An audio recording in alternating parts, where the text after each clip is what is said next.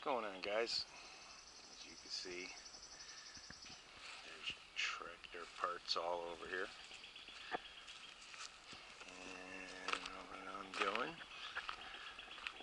is getting ready to get the front cylinder for the power steering and the motor rebuilt. She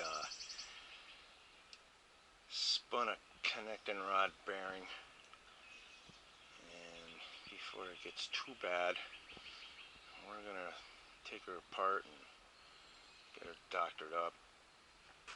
So this is the next project. No great rush, but we're gonna fix the old girl. I already did a kind of a partial resto to this with manifold, exhaust, steering box, some other things also, steering wheel.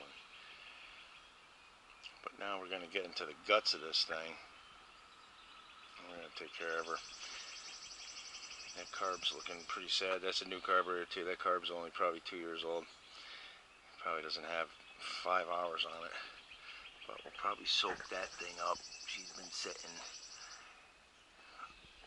And yeah, we'll go through her. We get a new radiator for her. She's always been kind of steaming out right there.